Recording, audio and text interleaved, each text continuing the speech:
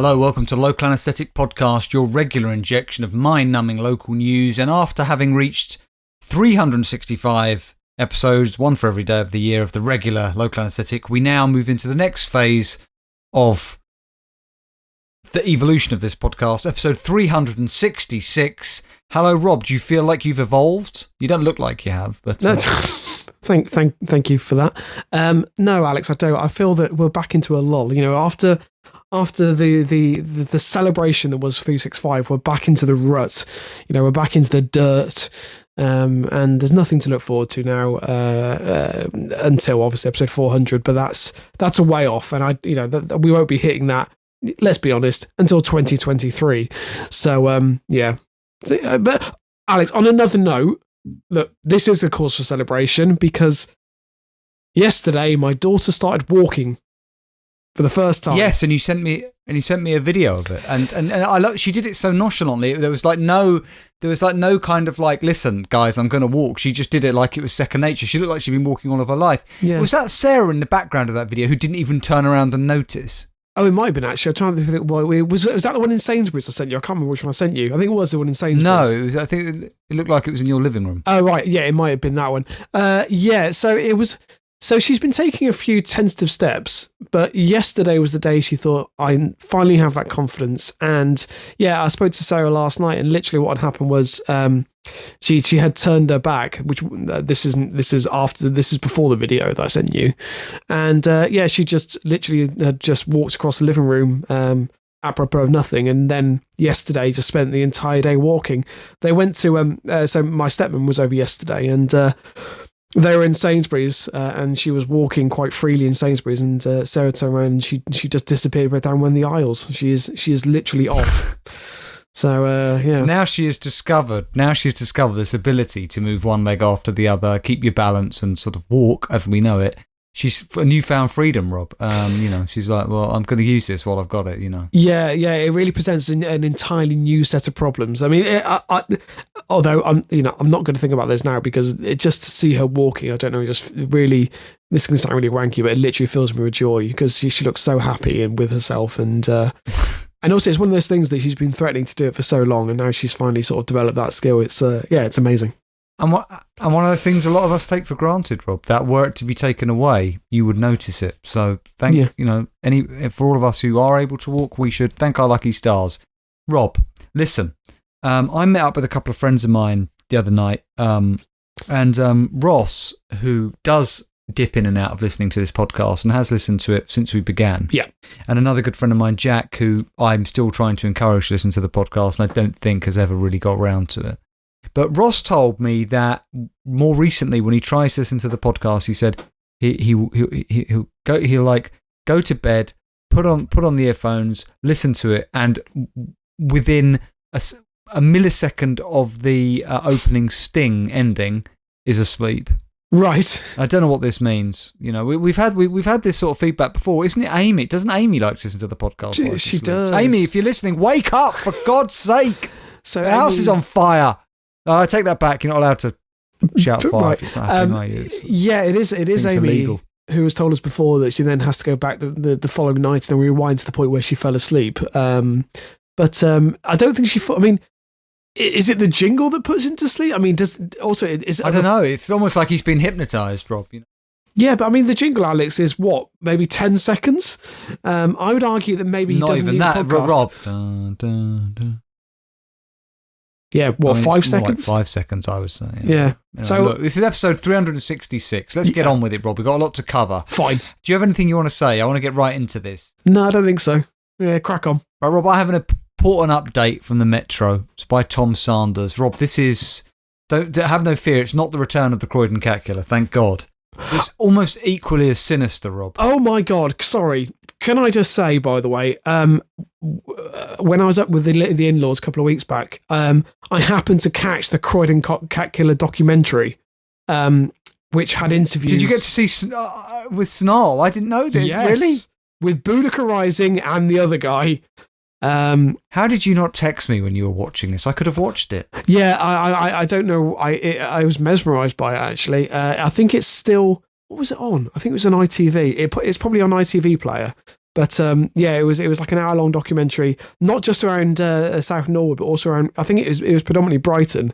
I'd urge you to look it up. Yeah, but there were interviews with both members of Snarl. Did you learn anything? Well, actually, the killings in Brighton, they actually caught someone. There is also a horrific video of the man catching one of the cats and attempting to stab it. It was. It was unsettling. Well, you maintained all along that there was no fox serial killer, that it was foxes. Do you still maintain that after having seen the documentary? Well, the thing was, obviously, so these were two separate incidents. The Croydon cat killer, and this also featured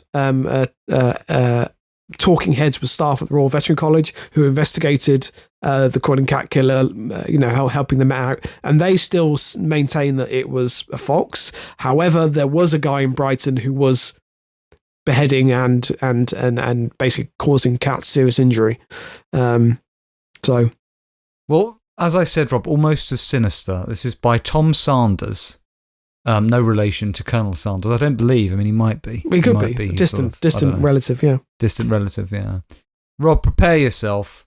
Fears, in quotes, Gimp Man, close quotes, has returned after latex pervert ambushes couple walking home. Right. Now do you remember Gimp Man, Rob? I do. This was I think it's about 2 years ago. It was a man in a Gimp mask who was terrorising a village. Is that right?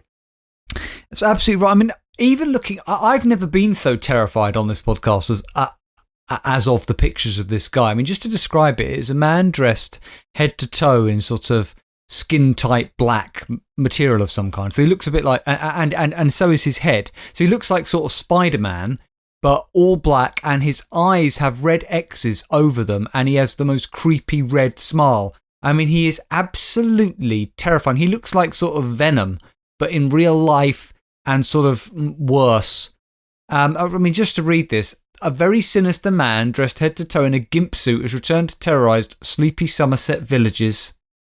Yatton and Clavisham have been plagued by the latex-clad pest since 2018 who appears late at night to stalk and terrify the locals. Despite arresting 2 people in connection with the case, police are still yet to identify or stop the man known simply as Gimp Man. And I would like to see Marvel take this up. I really would. Do we? I mean, that's the thing. Do we not know there's nothing to suggest he isn't solving rural crimes. He could be a vigilante, you're right? He could Rob. well be. Well, it now appears a shadowy figure has returned yet again to claim another victim. And I should just state there's no killings here. I just want to be clear. That was sort of ambiguous. Kira Elston, 19, and her boyfriend were walking home after getting out of a taxi in Yatton at around 1 a.m. on Sunday when Gimp Man emerged from the shadows, started walking towards them with his arms outstretched. And I have to say, Rob, that would be genuinely terrifying. No? Yes, it would. I'm not going to disagree with that, especially at night. I think coming at you is going to. And maybe also, if you had a few drinks, that would be truly terrifying. But do we know drinks or not, Rob? Do we know what he wants? I mean, does he just want a hug? Alex, is that all he's after? Could be. I mean, she says, Kira, she had not been worrying about somebody popping out of the darkness, as she put it, as she was with her boyfriend, but he suddenly shouted, "Kira, there's a man," as they approached a roundabout. By the time we saw him, he was very close, and my boyfriend just told me to run. Kira said the encounter was the most terrifying experience of my life, adding, "I've got the image in my head of him walking towards me and staring.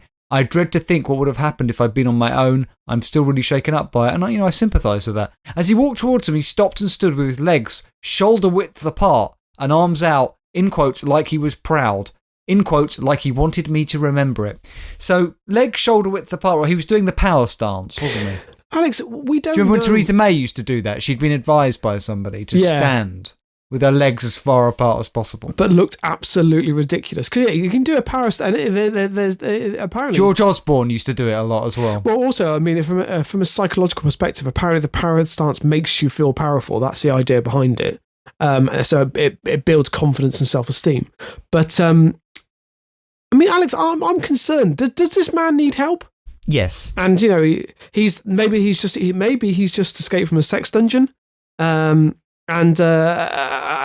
is trying to But the other Rob, he might not be a pest. He might not be dangerous. This could be the second coming. Who knows how that will materialise? I mean, that'd be weird if that was the case. Yeah.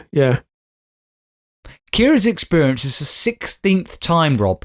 16th time the mysterious pervert has been sighted in the area. Yet authorities are still no closer to uncovering his true identity. A police search turned up nothing after Sunday's incident, and the suspect left no trace at the scene. And I think that's Rob. That's a euphemism for semen. Yeah. Alex, how do we? I mean, they call him a pervert. How do we know he's a pervert? Just because he's wearing a Gimp mask. That we're making assumptions there. You're right. Kira's father, Steve Elston, appealed for help on Facebook to find the man and said he is, in quotes, on the hunt for him. So presumably her dad and a team of vigilantes are out roaming the villages with their sticks and their sort of their forks, flaming torches. Yeah. Flaming torches, looking for Gimp Man. I think he it's added dad. last night. He said, no, what? He said, last night my daughter and her boyfriend were approached by Gimp Man at around 1 a.m. at the top of Claverham Road where it meets Yatton High Street. Could you PM me if you have any suspicions as to who he is? Also, could people in the area check their doorbell footage, please? Kira was terrified. She contacted the police who didn't even come round to take a statement. So I'll be on the hunt for him myself. Gimp Man was last sighted in 20... Alex, what are the police going to do? Realistically, he didn't attack her. Okay, it was weird that he's walking up to her, but he hasn't assaulted her anyway. He hasn't tried to be menacing or threatening. Okay, so your point is, he can wear what he wants. Exactly. Yeah, absolutely. Yeah, I mean, I'm not saying this outfit. If I saw him out and about, it wouldn't be intimidating. But I don't think he's. Yeah, I mean, as far as I'm aware, he hasn't committed any crime. For anybody wondering why Rob seems so impassioned by this and is sort of straining his voice slightly, one needs to remember that Rob himself used to dress up in costume and was accused of frightening people and indeed went to prison for it. The Honey Monster was what Rob used to like to dress up as. So I understand, Rob, that you see yourself as a community of people and don't feel you should be victimised like this. I understand. Yeah, Listen, and Alex, can I just again, just to clarify, because you're not painting the full picture here. I was exonerated. The charges were eventually quashed, which is why I was released from prison. But you never seem to mention that. Gimp Man was like, thank God you were, Rob. Otherwise we wouldn't be able to do this.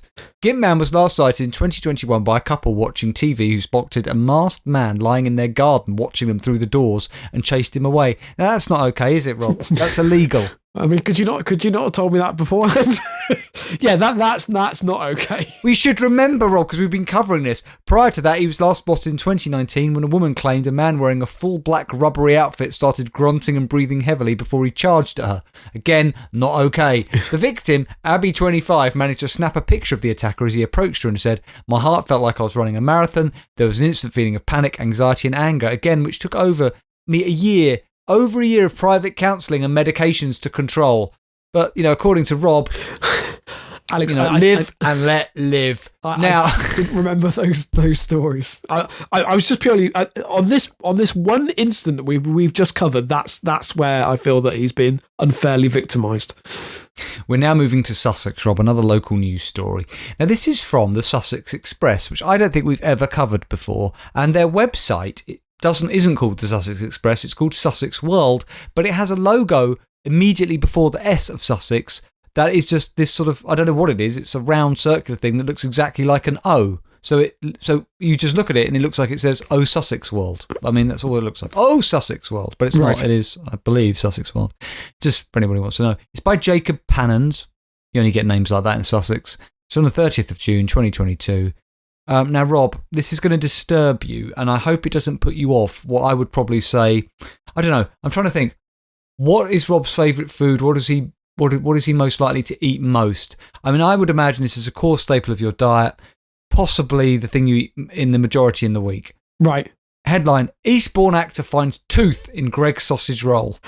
No, I don't eat a lot of Greg's sausage rolls, Alex. I can't think of the last time I had one, to be honest. But Okay. You might not eat a lot of Greg's sausage rolls. That wasn't the point I made. Right. But do you eat at Greg's?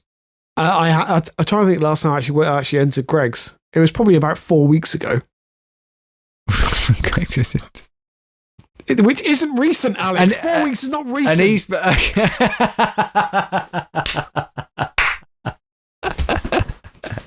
Is it?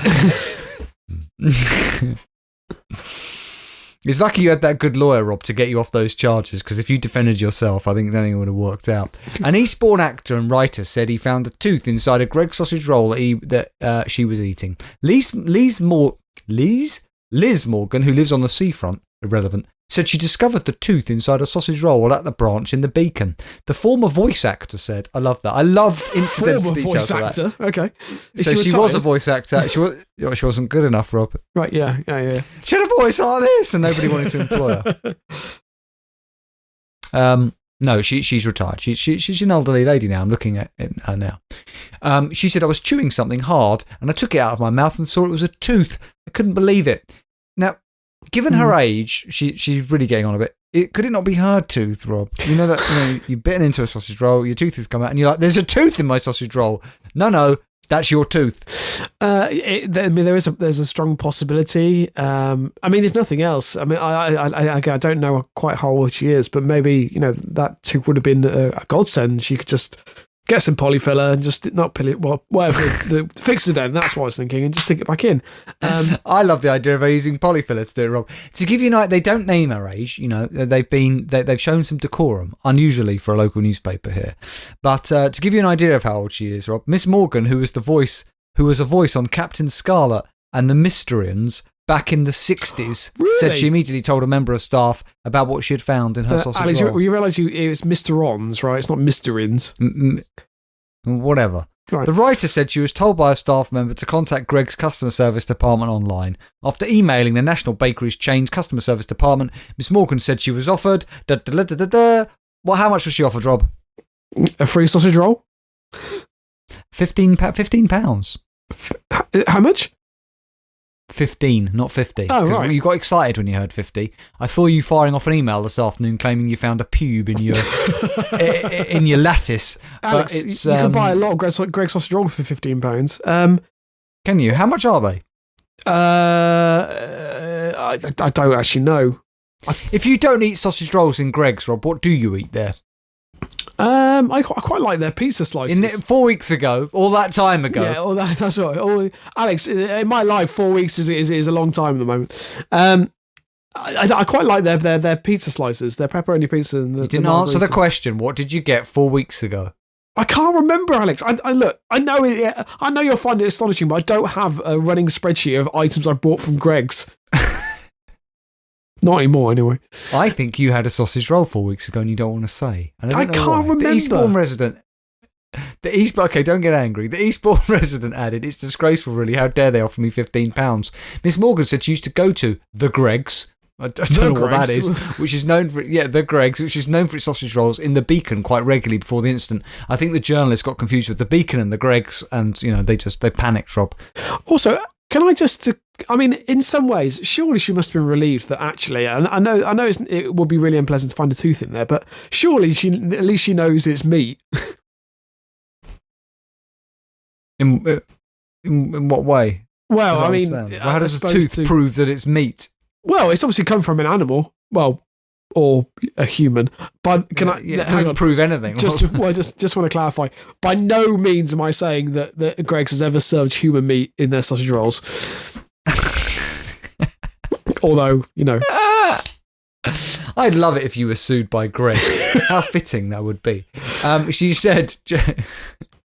Yeah, I can't disagree with that. It would be quite entertaining. Until I lost them on money. By chance... She said, just by chance, I happened to find a tooth in my sausage roll. We're in the back end of COVID. If this happened a couple of months earlier, it would have been very, very bad. I still don't know if it's a pig or a human tooth. I could not believe it. Miss Morgan described Greggs as, in quotes, beautiful. Sorry. Sorry, Miss Morgan. What? It's not far off. Miss Morgan described Greggs as a, in quotes, beautiful place to get coffee, but explained that she's not been back to the bakery chain since the incident earlier in the year. She added, it's quite shameful. A spokesperson from Greggs, which has more than 2,000 bakeries in the UK, said, we take all matters of food safety and hygiene seriously. We're in regular dialogue with the customer, keeping them updated while our investigations are underway. I personally think that £15 for a tooth and sausage roll seems like I think that seems like a suitable compensation, but she obviously doesn't agree. So if you walked into Greg's, Rob, Yeah. and they said, look, we're going to give you a sausage roll here. I'm going to tell you now, mate, it's got a tooth in it. If you don't mind picking it up, we'll give you 15 quid to eat it. Your answer is yes. Yeah.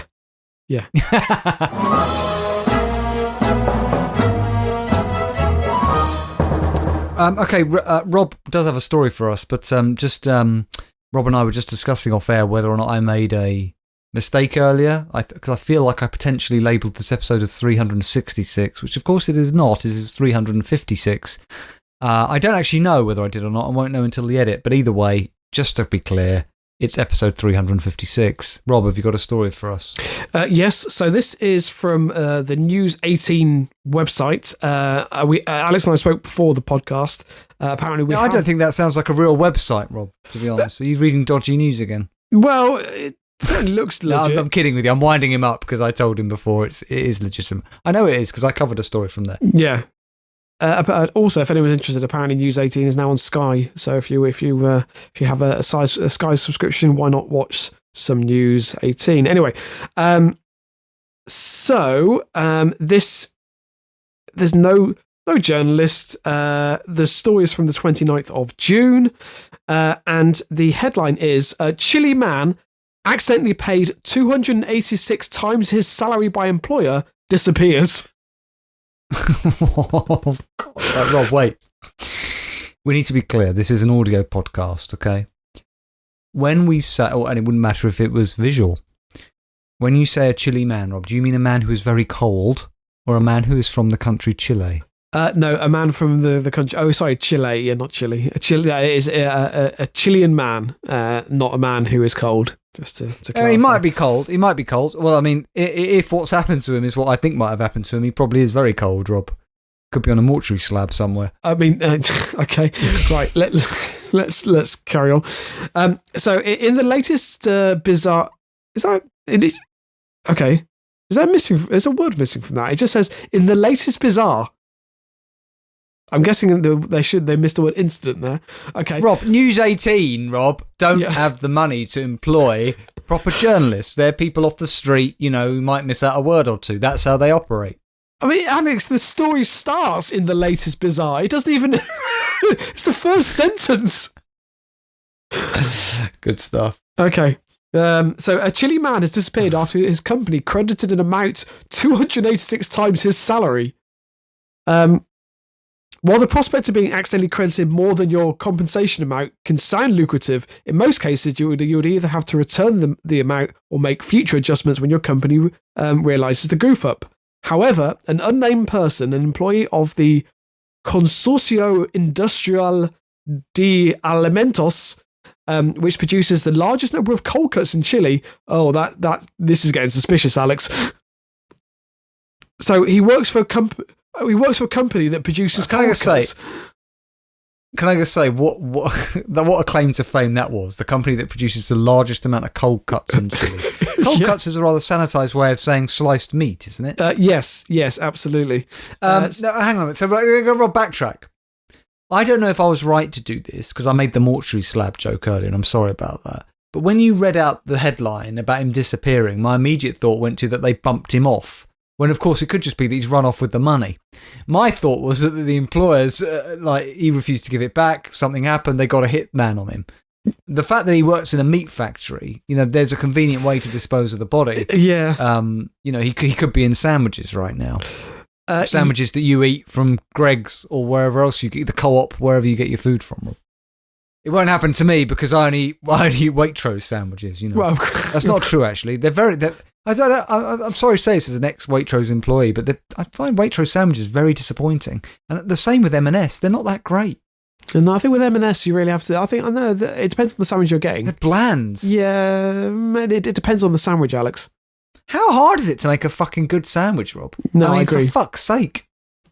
No, absolutely. All you need is, as long as you got a bit of mustard, always put a relish in a sandwich, if you ask me. I'm not a fan of mustard. But I like mayonnaise. But everything's low fat nowadays. It tastes like shit, Rob. Yeah, I agree. No, I'm a fan of mustard. I like a bit of relish. I like a chutney. Yeah. You a fan of daddy's sauce, Rob? Not a euphemism. Is that still a thing? Do you like daddy's sauce? Alex, I don't even know if that's a thing still.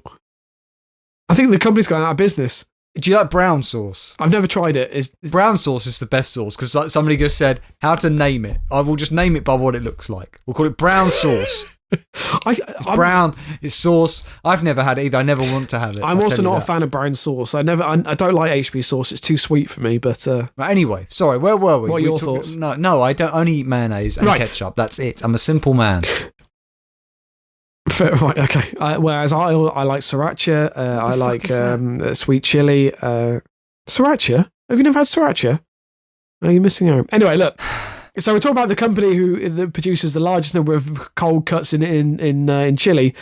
So the man decided to give his company the slip and make off with a ridiculous extra amount of money that the company accidentally credited him with. Did he, or did they bump him off? I don't know why my mind went to that. And I wonder, is that prejudicial on my part? If you'd been telling me this story, I don't know, in Sweden, I might not have thought that. Did I think Chile and think something's going on? Like, was I prejudiced there, Robert? Come on, let's shine a light. I think you may have been, Alex. I might have been prejudiced. I apologise to anybody Chilean and who's listening to this. I'm sorry, and I've never been. I'm sure. I can only imagine what a wonderful country it is. I think it's supposed to be a very beautiful country, actually, Chile, yeah. Alex, I'm just going to have to look it up because I realised that obviously that news18.com I don't think is a British website. So I've just had to try to get a translation, not translation. What do I mean? I basically wanted to work out how much he was paid, but it doesn't have it in pounds. So the company accidentally paid the employee 165,398,851 Chilean pesos, which if you convert that is, do you want to take a guess, actually? I think it's, okay, hang on. Let me work that. How many times it was 286 times his salary, wasn't it? Yeah. So what I'm asking you is, I want to do a proper guess. I know what you're asking. Okay. I want to do a proper guess here. You're asking me how much do I think he got paid originally? No, I'm asking. No, it wasn't at all. I was asking you how much you think that amount is in pound sterling. Yeah, and I'm going to work that out as well. Okay, tell me the amount in million. How many million pesos was it? So it's 165,398,851. I've got no fucking idea, but I wanted to get this right or close to right. I think. So how much is that in pounds? So okay. I think it's like £686,000. No, it's 148,000. So the worker reported the payment issue to a duty manager in the Human Resources Division. The employee was requested to make to repay the amount. According to reports, the employee promised to visit the bank to refund the payment made to him. However, apparently, he was in no mood to give the money back. The company attempted to contact the employee after the bank failed to notify them of a refund, but their messages went unanswered. Later, the man called, saying he'd overslept and would go to the bank. However, he abruptly resigned on the 2nd of June and has since disappeared. The company has not been able to make contact with the man since he resigned. So he was paid something like, I can't remember what you said it was, but 147,000 English pounds went into his bank account, and so he's just disappeared across the border, has he? Yeah, I think so. What I love is that he promised to repay the money to the bank, and they called him the following day when he hadn't done it. He said, "Oh, I've overslept. I'll do it the following day," and then basically handed his notice and left the country. I'm surprised he bothered to hand in his notice. That was a formality he didn't really need to do. He could have just not done that. They would have figured it out. Yeah, that's the measure of the man, Rob. That's how honourable he was. He still handed in his notice. I'm sorry. I regret to inform you that my days of, cutting bits of meat for your company are over. I have gone to pursue a long-held dream of working for Bernard Matthews. Okay. Yeah, that's it. Yeah, absolutely. Okay, look, let's move on. So my next story is, again, a paper I don't think we've actually featured before. So this is from the Hampshire Chronicle. Does that ring any bells with you? We might have done, but I can't believe it if we haven't, Rob. I can't believe it. But no, I don't think we have. And I'm really excited. I love it when we get a new paper. Well done, Rob. How did you even find this? Don't tell me. Okay, so it's from the 14th of June by Katerina Aitken, and the headline is "Journalist spots Test Valley Borough Council waste bin in Ukraine." What? yeah. I tell you what, this is almost an indictment or a good advertisement, Rob, for globalism, isn't it? Really, I mean, this is what happens.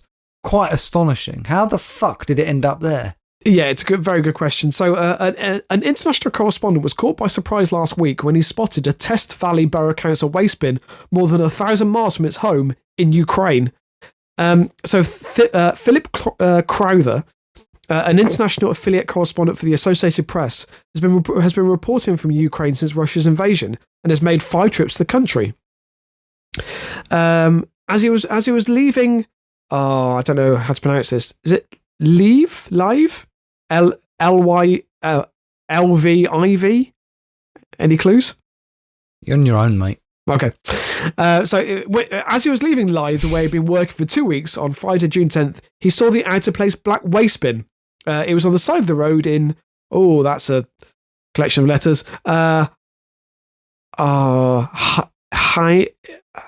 Look, Rob, anybody tuning into this podcast now, they think either they're listening to a man who's had a stroke or is having a stroke, or is it just you making strange noises? I don't know. No. Right, okay. Then don't pronounce it. Just skip past it. Hang on. I want to do this, Alex. Let me see if I can find a pronunciation. Oh, God, we're sorry, listeners. Okay, look. It's a town in Ukraine. It was on the side of the road in a town in Ukraine just before crossing into Poland and was being used by 2 border guards. Taken to Twitter to post. So what are they using the bin for? What do you mean What do you mean it's being used? What, are they living in it? What are we talking about? No, Alex, they're using it as a bin. How did it get there? We don't know, Alex. We've no idea. Maybe it went to go and fight for the Ukrainian forces. Who knows? No, seriously, I'm asking you, Rob. You're an intelligent man. Can you think of any rational explanation as to how this could have happened? No, I really can't. I literally don't know why. I mean, why would you take it? Why would there be a bin there? Realistically, because it's not like. Because I know that there's been stories that remember the Boris bikes or whatever they're called now, the Santander bikes. They've been found across Europe where people just steal them, which you can kind of understand because it's a mode of transport. But why would a bin be in the Ukraine? I'm the mind boggles. I'm flabbergasted, Rob. Yeah. Just to finish the story, a council spokesman humorously replied saying, "I've checked the notebook, but we don't seem to have a stock answer for this inquiry. I'll make sure this collection address is added to our fortnightly rounds and not reported as missing." So it's good to see that the council has a sense of humour about it.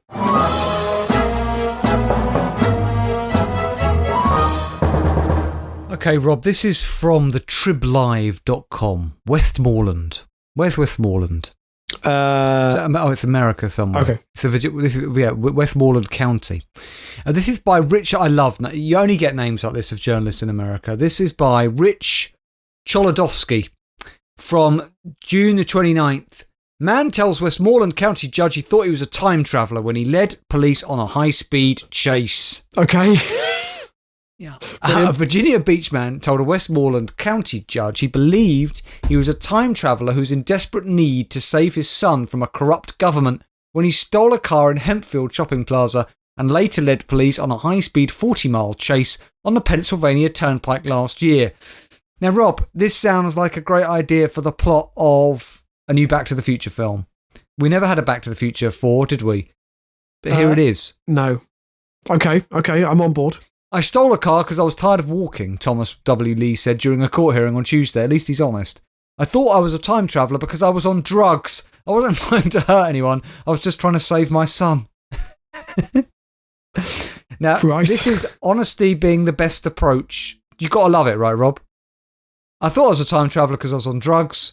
I was just trying to save my son because I was on drugs and thought I was a time traveller. You can't fault the logic. Lee, 39, pleaded no contest to 24 charges, including aggravated assault with the vehicle, drunken driving, fleeing police, resisting arrest, and numerous traffic offences. There's a good episode title in there. In connection with an incident last September the 29th that started at Greengate Centre Plaza in Hempfield, police said Lee stole a 2013 Nissan Altima after its occupant left the vehicle to enter a local pizza shop. So somebody pulls over their Nissan Rob, gets out to get a pizza. He just takes the car because he's tired of walking. He's on drugs. He thinks he's a time traveller and he's looking for his son, who he believes is a victim of a corrupt government. You understand where we are so far? Yep. According to court records, police located the vehicle about 2 hours later near Cheswick in Allegheny County and pursued it along the Pennsylvania Turnpike at speeds that exceeded 100 miles per hour. Authorities said Lee exited the turnpike in Irwin and continued to speed on Route 30, travelling both east and westbound.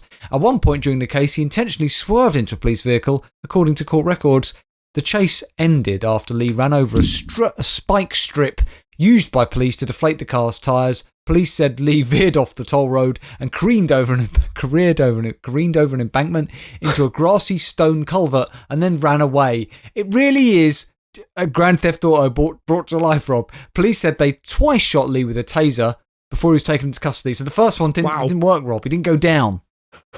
Do we know what drug he was on? I mean, it seems like he was really tripping at this point in time.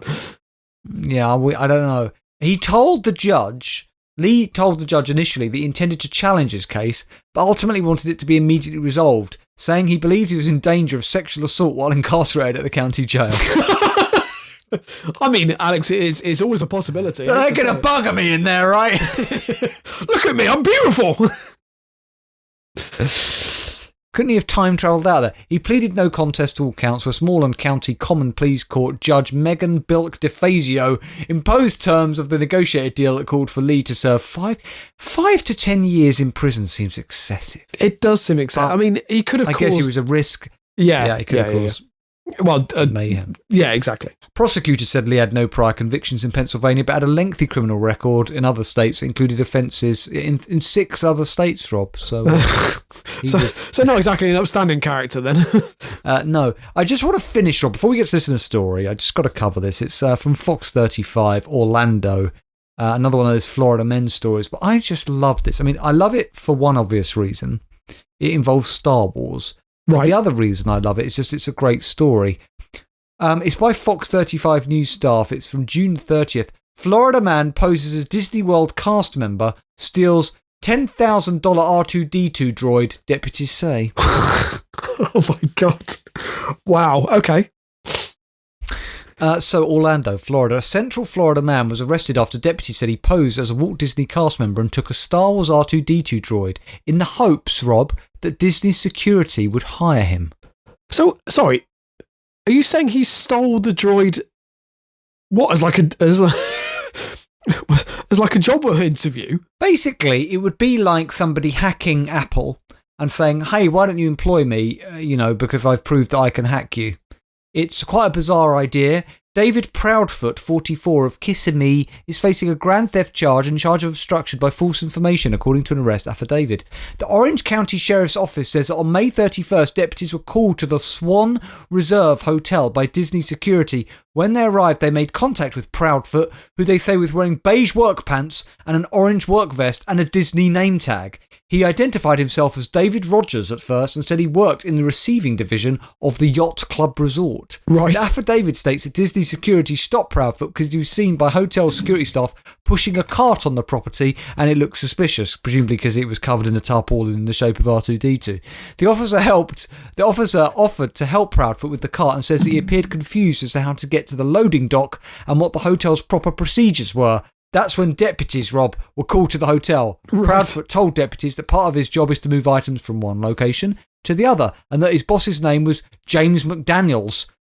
Security said they had no record of anybody called David Rogers working for Disney, and that McDaniels worked in California. So when he was looking up, the employee details, he got that bit wrong. Brilliant. A deputy escorted Proudfoot to the Yacht Club Resort to retrieve his belongings and driving licence from the employee lockers, but Proudfoot appeared to be lost and confused and couldn't open the locker because, of course, Rob, he didn't have one. The deputy then reportedly noticed Proudfoot had a wallet on him and asked if he had his ID in the wallet. Proudfoot showed him the ID, which revealed his name. He admitted to moving the R2-D2 droid from the 3rd floor of the hotel to an, in quotes, unknown location and a game machine because he had an application for a security job pending at Walt Disney World and wanted to, in quotes, show weaknesses in the security of the resorts in the hope of securing a better paying job at Walt Disney World, the report states. I mean, it's so deluded. It's got balls, though. But those are the kind of things that in the movies seem to work, or you hear something crazy story. But for him, no, it didn't work, Rob. He's a criminal. He'll be going to jail for a very long time.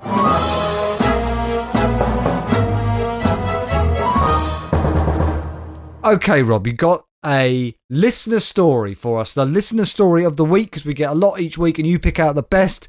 Who's it from? What's it about? Alex, this is from Jack. We haven't heard from him for a while. Not my friend Jack, but Jack from Todmorden. Yes. The guy who was on the Asian sex tour for a very long time. Yes, I don't know where he is in the world. Fathered some children. No, then he was in Europe. Then he was in Europe, wasn't he? He was in Italy. Maybe he's fighting in Ukraine.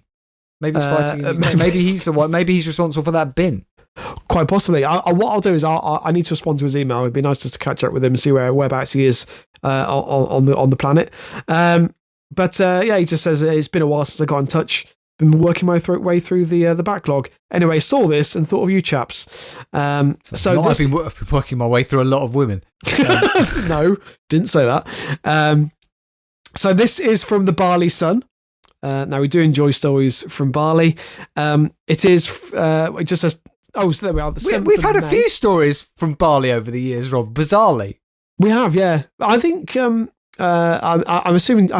I'm sure Jack visited Barley back in many years past, and I think that's why he got onto the Barley Sun's website. There is no journalist listed. It's from the 7th of May, and the headline is Barley wife fakes her own kidnapping after dating another man. Right. Okay. So, a 19-year-old woman who's being referred to only by her initials... 90? 19.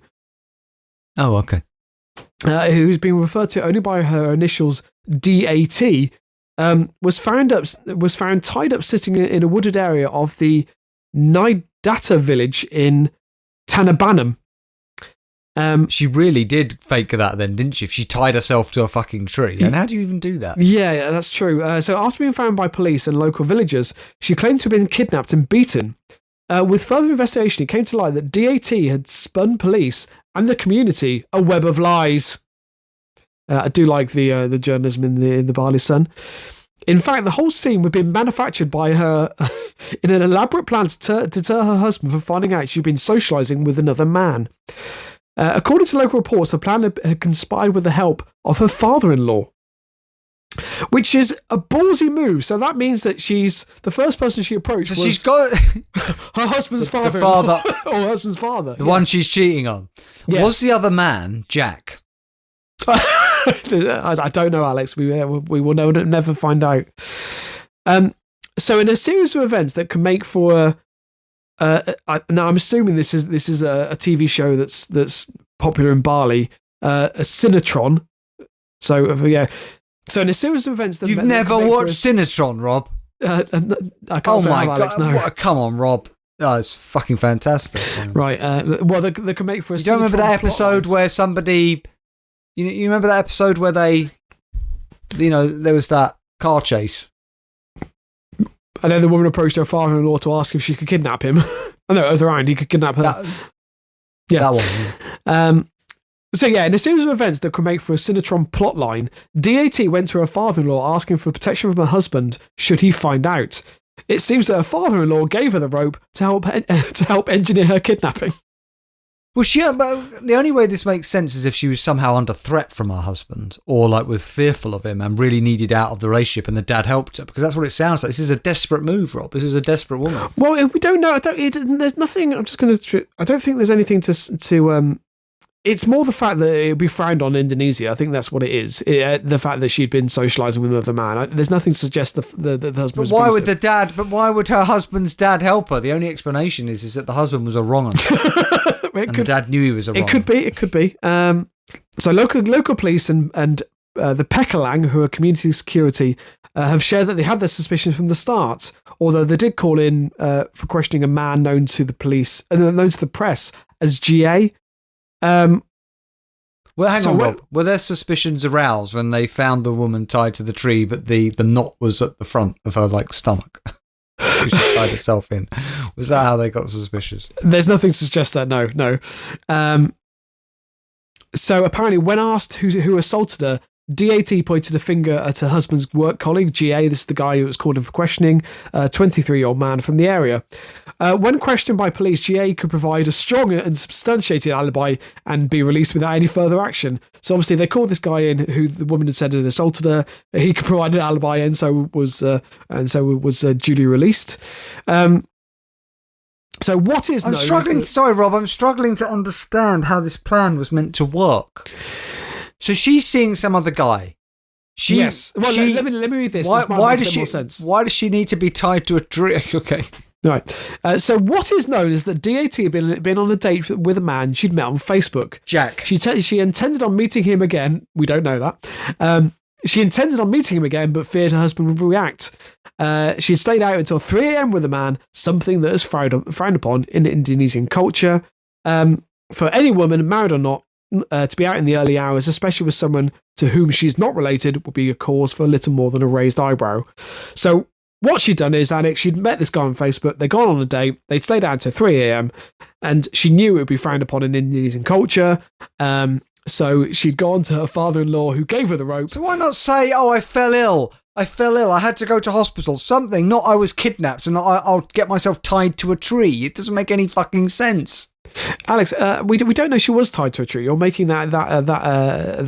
Oh, it just said. I thought you said at the beginning she was found in a wooded area, Alex. There's nothing about a tree in there apart from the wood. I swear you said it. Hang on a minute, Rob. I wouldn't just make that up. If you go back to the beginning of the story, I'm almost certain that either in the headline or the next paragraph, you said she was tied to a tree, because I've been talking about it the whole way through, making myself look like a plank.